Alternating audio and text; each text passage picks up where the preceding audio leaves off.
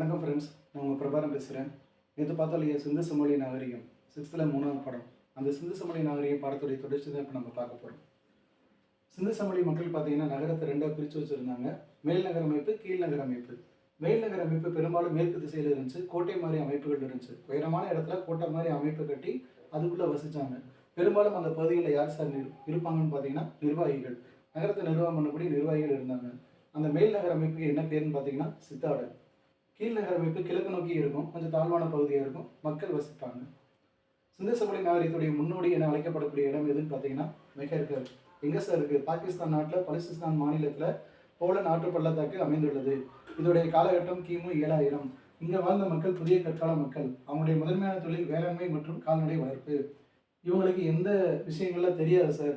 இரும்புன்ற உலகத்தை பற்றி தெரியாது, கரும்புன்ற பயிரை பற்றி தெரியாது, குதிரை அப்படின்ற விலங்கை பற்றி தெரியாது, சென்னல் அப்படின்ற கட்டுமான அமைப்பை பற்றி தெரியாது. எதற்கான சான்றுகள் நமக்கு கிடைக்கல சார் அப்படின்னு பார்த்தீங்கன்னா, அரண்மனை இருந்ததுக்கான சான்றுகள் கிடைக்கல, கோயில், சிலை, படை இந்த மாதிரி இருந்ததுக்கான சான்றுகள் எதுவும் கிடைக்கல. பெருங்குளம், உலகத்திலே மக்கள் அனைவரும் பயன்படுத்தின முதல் பொதுக்குளம் அப்படின்னு சொல்லுவாங்க. அந்த பொதுக்குளம் கண்டுபிடிக்கப்பட்ட இடம் மொஹஞ்சதாரோ. என்ன வடிவம்னு பார்த்தீங்கன்னா செவ்வக வடிவம். 4 பக்கம் நடைபாதை இருந்துச்சு, 3 பக்கம் துணிமாற்றக்கூடிய அறை இருந்துச்சு, வடக்கு மற்றும் தெற்கு பக்கத்தில் மட்டும் படிக்கட்டுகள் இருந்துச்சு.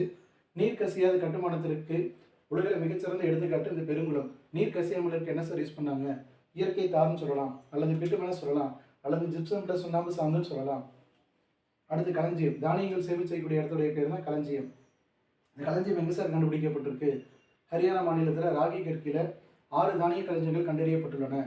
அது முதிர்ச்சடைந்த ஹரப்பாவை சேர்ந்தது. இரட்டை சாகுபடி முறையை தான் அவங்க பின்பற்றி இருக்காங்க. இந்த தானியங்களை கண்டுபிடிச்சவருடைய பெயர் பார்த்தீங்கன்னா ரஃபிக் முகால். இந்த வீடியோவோட தொடர்ச்சியை அடுத்ததில் பார்க்கலாம். தேங்க்யூ.